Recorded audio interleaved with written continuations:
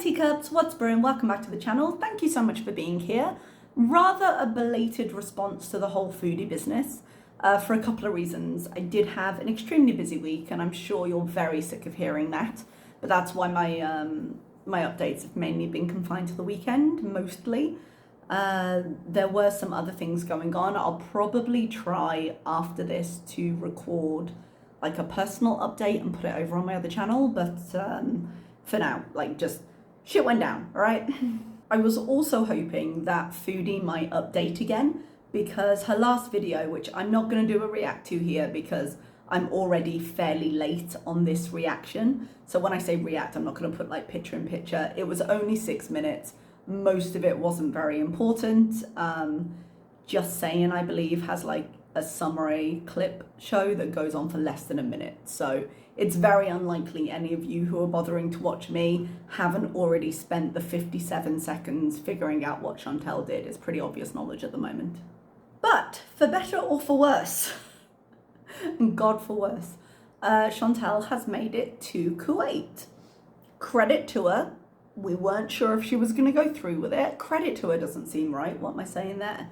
Like, in terms of, hey, she followed through, it seems the weirdest, riskiest thing to possibly follow through on. So of course that's the one she chose. But she got herself on a plane and she did the thing. We obviously don't have a lot of information from the video because she cut it off as she was walking out of the airport, which was very much on purpose, I do believe. She's trying to build more momentum. She was always taking this trip as a fresh new start because, you know, she loves those. And she made good views on that video. I saw it a day or two ago and it was at like 28K, which is much more reminiscent of the kind of views she was pulling in for videos pre the live streaming era when people got a bit sick of her. But so she's probably riding pretty high right now. She's doing exactly what she thinks she wants to do.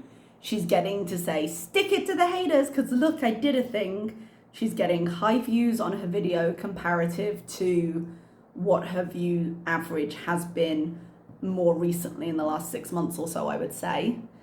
And she gets to have this life that she's built up in her head as far as she knows it. So I'm guessing she's pretty happy with herself right now. In terms of what's going to happen, I think there are a few things we need to consider. Now, there were 3 possibilities when Foodie made the step onto that plane that really could have happened. 1, we never heard from her again, which fortunately, depending on your perspective, but in terms of, hey, she didn't just disappear, fortunately does not seem to have happened. Obviously, we did get the video. Now, we don't know the motivations of this guy on the other side of the world. You can, because we have to consider all eventualities, say that this 1 in a million was a case of true and instant love and they're going to have a happy life together. It's not the one I'm going to put my money on, but you would have to at least consider that as one of the long shot options. Much more likely it's going to be something else, but hey, maybe she beat all odds. I think I've told this story on channel before, but I had a set of grandparents that met and married within like a day, and they went on to have like 17 children and be together until death, essentially. So I get that long shots happen and people can live better for them. I don't think this is the case in Foodie's case. I don't think this is what's happening with Foodie for a few different reasons. Like, I would not put my bets on Foodie being able to maintain a relationship, even with the past evidence of her doing so in her current state. Sounds so harsh, but in her current way of living. Yes, she has had long-term relationships before, but I feel like at least half the credit of that goes to BB and the fact that he was pretty unflappable, and half of the credit of that also, 3 halves, is that how that works? A quarter of the half that we can attribute to her goes towards the fact that for a long time in their relationship, she wasn't using YouTube as her primary source of income. She had another job and then she had that payout when she lost her other job. So for a long part of it, she had reasons to maintain more social relationships, to have a more regular schedule, she had reasons and was less comfortable on YouTube that made her live a slightly more traditional life in that sense. I was going to say normal life, but I didn't quite mean it like that. Yes, she had her issues. Yes, she hid pizza boxes in the wardrobe. Yes, she did a lot of things. Yes, she did a lobster mac and cheese mukbang at 5 a.m. that he walked into when he came back from his night shift. Yes, not everything was roses, let's put it that way. But when we look at the trajectory of her relationship and the fact that the relationship was pretty dead for the last year or two there, from what we can see, obviously this is all from what we see online. I don't live in her head. I wasn't in their relationship, but we can see that that relationship had been dying for a while, and that decline seemed to coincide with YouTube becoming more central to her life and her earnings. We also know that Chantal doesn't deal particularly well with being in a relationship, that she's really jealous, that she'll go to extremes. Even with BB, who, like I said, is pretty safe in terms of relationship, seems like a pretty normal guy. She had her friends calling and testing him, you know? So even if this guy hadn't been in the Middle East, had been a Canadian who lived nearby, had a fairly high tolerance for weird and all the stuff that comes with being very public on YouTube, and still could deal with stuff, I wouldn't have high hopes for the relationship lasting long term, because I just don't think Foodie is in a place where any kind of serious relationship could be a positive influence on her life.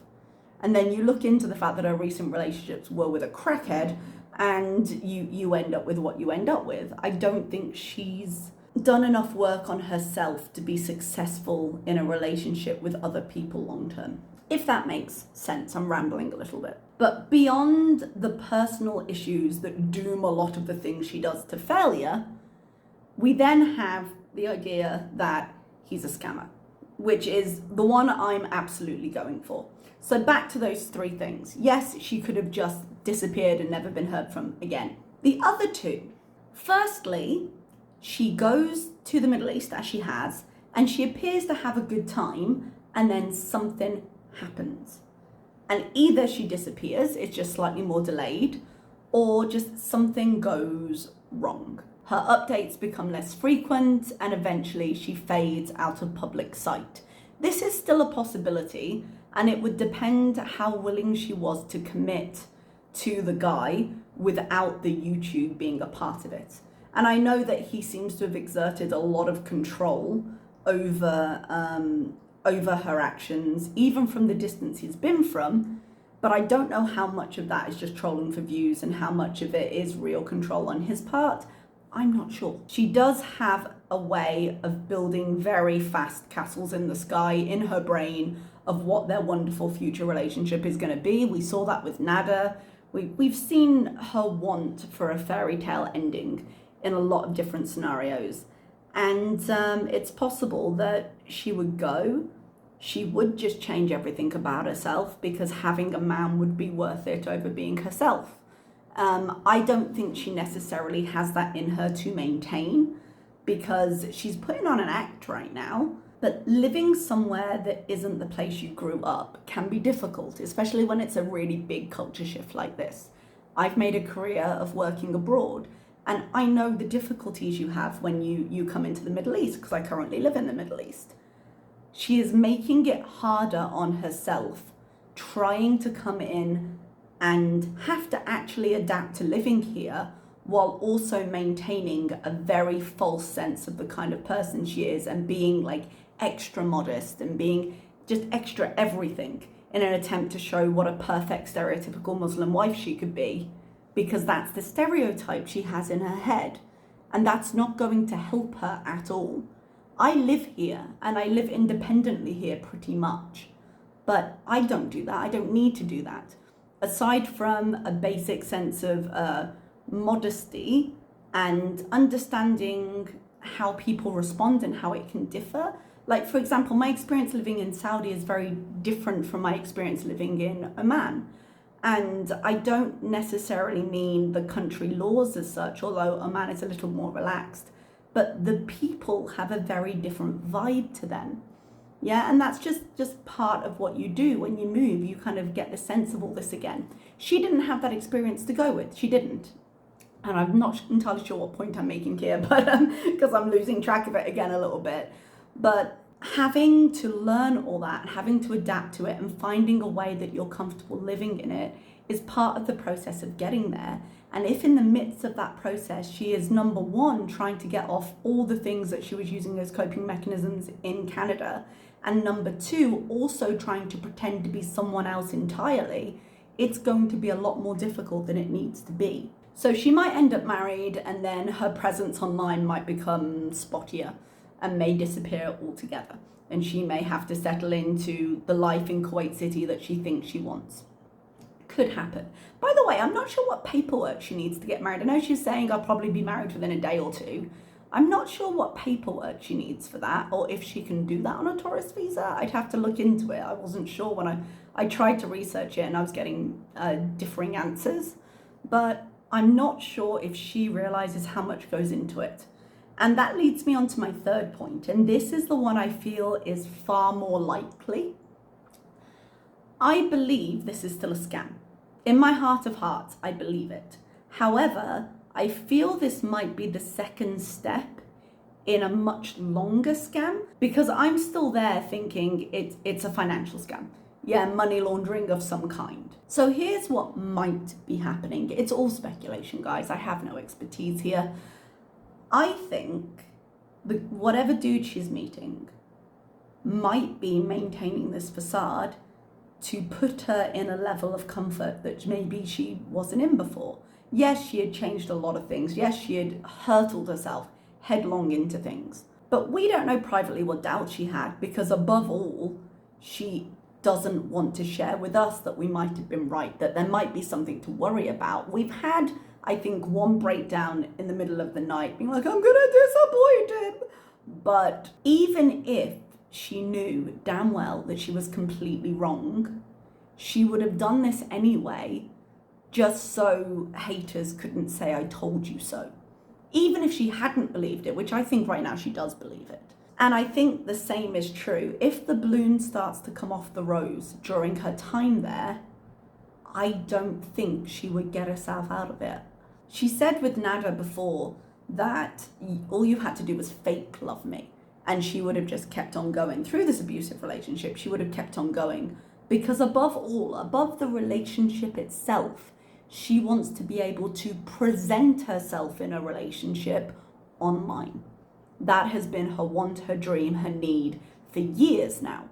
That's what she's wanted. And she thought she had it with Nada, and we know how hard it was for her to let go of Nada despite the obvious reasons to do so, because she wanted that more than anything. And I wonder how far and what she'd be willing to put up with the new guy in order to get it. So if this all goes wrong, I don't think we'll know immediately. I think she wants to keep presenting it until she is entirely caught out.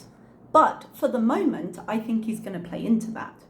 There is no disadvantage to him to have her posting online so long as he's not in the videos.